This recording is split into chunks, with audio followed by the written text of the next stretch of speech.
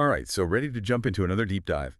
Today we're tackling the English language, or, well, how it kind of loves to break its own rules. Yeah, it's almost like English enjoys being a bit rebellious sometimes. Definitely. We're going to be looking at a transcript from this English with Consonants episode. It's titled, Why English Breaks Its Own Rules and When You Can Too. Kind of get you, right?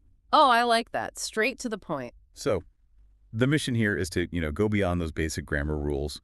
We're going to figure out why these linguistic shifts happen, and more importantly, when you can actually use them without, well, sounding completely clueless. Exactly. And when we say rules, we're not always talking about, strict textbook stuff. We're also looking at those patterns we all use in everyday English, even if they're not, strictly speaking, grammatically perfect. Exactly. This is more about understanding how English actually works, not just how it's supposed to work, right? Right. It's about having that confidence to use the language in a way that feels natural and, well, actually gets your point across.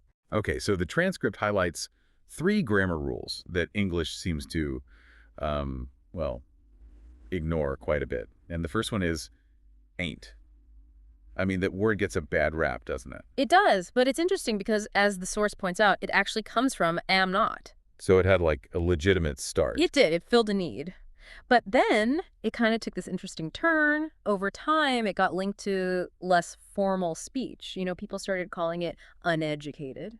I see. So as certain ways of speaking became like associated with education and power, others like using ain't got, well, kind of pushed aside. Yeah, it's like a social thing almost. Ain't became a marker of, well, maybe not having as much education or coming from a certain background. That makes sense. But it's still used so much, even with that kind of, negative label. Exactly. It's a reminder that even with these rules, language is about communication. And in informal settings, ain't just works. It's direct, and people understand what you mean. And the transcript mentions Shakespeare using ain't, which I thought was kind of mind-blowing.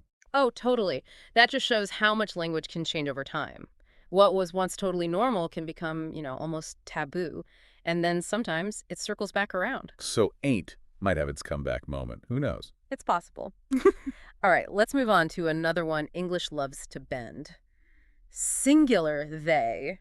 Traditionally there is plural, but we hear they, their, them used all the time when we don't know someone's gender, like someone left their bag. Yeah, that's so common now. And the transcript really hits on why this shift happened. Saying he or she all the time is just clunky and it can feel kind of exclusive, right? It is, and they is much smoother and more inclusive.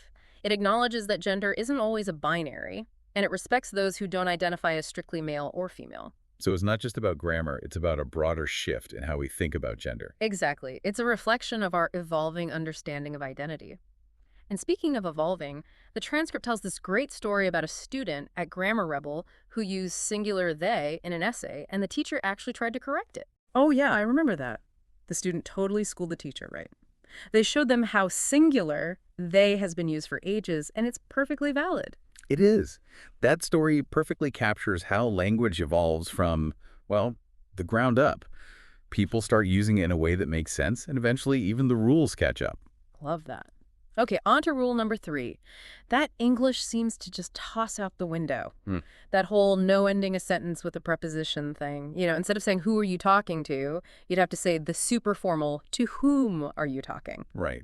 And let's be honest, who actually talks like that? It sounds like something out of a stuffy old textbook. Yeah, like you're trying way too hard to sound proper. And the transcript points out that if you try to follow that rule all the time, you'll end up sounding like, and I quote, a 19th century lawyer. Exactly. Avoiding prepositions at the end of sentences just makes you sound, well, unnatural. And what's interesting is where this rule even came from. It was pushed by these 18th century grammarians who were like obsessed with making English more like Latin. So not even based on how English naturally works. Nope. They were trying to impose this structure on English, even though it didn't really fit. Okay, so we've seen how English kind of breaks these rules all the time. But when can we, the people actually speaking English, do the same without everyone thinking we've forgotten basic grammar? Right. The transcript gives some really solid advice here. First up, you've got to consider the difference between casual speech and formal writing. Yeah, like, who's there? It's me Who is there? totally fine in conversation. But it is I while technically correct, just sounds weird, right? Totally. It's like you're trying to be Shakespeare. But in a formal setting, like a job application or a research paper, you probably want to stick to the more traditional rules. It's about knowing your audience and the situation. Texting your friend is different from, giving a presentation at work. Exactly. Adaptability is key. And another thing to think about is regional differences. The way people speak in the US is different from the UK, Australia, or anywhere else. It's not just accents, it's grammar too, right? Like in the US, you'd say the team is winning, but in the UK, it's the team are winning, and both are correct. Totally correct. And that's so important to remember. There isn't just one right way to speak English.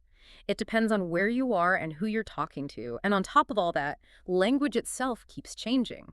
Words evolve, and what used to be wrong can become totally normal. The transcript uses literally as an example. It used to only mean, well, literally. But now people use it to emphasize something, even if it's not actually true. Like, I literally died laughing. No one actually died, right? Exactly. But we all get what they mean. And the transcript mentions funner and funnest. Those aren't technically correct, but people use them all the time. And they get the point across. Sometimes being a bit incorrect makes the language more, well, expressive and fun. And the transcript has a great tip here. Mirror your audience. If they use certain slang or phrases, you can use them too, and it instantly makes you sound more relatable. Like if everyone's saying y'all, you can say y'all too, and it instantly puts you on the same level. Right. It's about connecting with the people you're talking to. Okay, now for the part I was really excited about, the transcript calls them fake rules. These are those grammar things you can just ignore completely. Oh, yeah, these are liberating. First one, never split an infinitive. Putting an adverb between to and a verb, like to boldly go. Yeah, that's supposed to be a huge no-no. Yeah. But let's be real, it often sounds better that way. It does. This rule came from Latin, where you can't split infinitives because the infinitive is just one word. But in English, it makes sense. And sometimes trying to avoid it just sounds awkward. Like you're bending over backwards to follow a rule no one actually cares about. Next up, never start a sentence with and or but. I remember getting in trouble for that in school. Oh, I know, right? But again, it's a totally made-up rule. Good writers do it all the time to add emphasis or make the writing flow better. It's like one of those rules that teachers love, but no one actually follows in real life. And lastly, the rule about fewer and less. Fewer for things you can count, less for things you can't. But even that gets broken all the time. Those signs at the grocery store, 10 items or less. Items are definitely countable, but no one says 10 items or fewer. It's like grammar by common sense. So if everyone's doing it, it's probably fine. Probably. But how do we actually, put all this into practice? How do we sound natural and not like we're reciting a grammar textbook? Well, the transcript has some tips for that too. Hmm. Number one, prioritize clarity.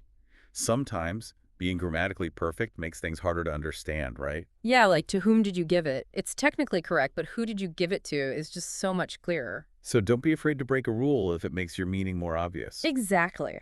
And don't be afraid to use contractions. Don't sounds way more natural than do not. It's how people actually talk. And here's another great tip from the transcript. When in doubt, listen to how native speakers talk. That's the best way to get a feel for what sounds right, even if it's not technically perfect. And the final bit of advice is this. Remember, even the rules we think are set in stone were once considered wrong. Language is always evolving, and what's considered correct can change over time. Which is kind of exciting, right? It means we're not stuck with these rigid rules forever. It does. It means language is alive and adapting to how people use it. Okay, so the transcript ends with this fun challenge for listeners called Grammar Rebel. Oh, I like that. What's the challenge? So first, they want you to listen for someone breaking a grammar rule in real life. Maybe they say, me and John went instead of John and I went. And then think about whether it's actually wrong or just different. It's making you think critically about how people actually use language. Yeah. Then they challenge you to break a fake rule on purpose. Like, try splitting an infinitive and see if anyone even notices. I love that. It's a fun way to test those rules and see how much they actually matter. And finally, they want you to have a debate with a friend about something that's considered wrong, but maybe isn't so bad. Like, argue that using literally figuratively is fine. Oh, that's a good one. It would definitely spark some interesting conversations. So to sum all this up, based on the English with Confidence transcript, we've learned that English grammar rules are more like, well, guidelines. They're flexible. Exactly. And sometimes breaking them actually makes your communication clearer and more natural. The key takeaway is to know your audience, the situation, and prioritize making yourself understood. Don't be afraid to bend the rules a bit. And finally, here's a thought to leave you with. Think about who decides what's correct in English, and how do those judgments affect how we communicate and even how we perceive each other. That's a deep one. It makes you think about the power dynamics within language. It does. Maybe mastering English isn't about being perfect. It's about knowing how to use it effectively and, maybe even challenge those rules a little bit. That's a great way to put it. Well, that wraps up our deep dive into the world of English grammar. Hope you learned something new and feel a bit more confident in using this crazy, rule-breaking language we all love. Me too. Until next time.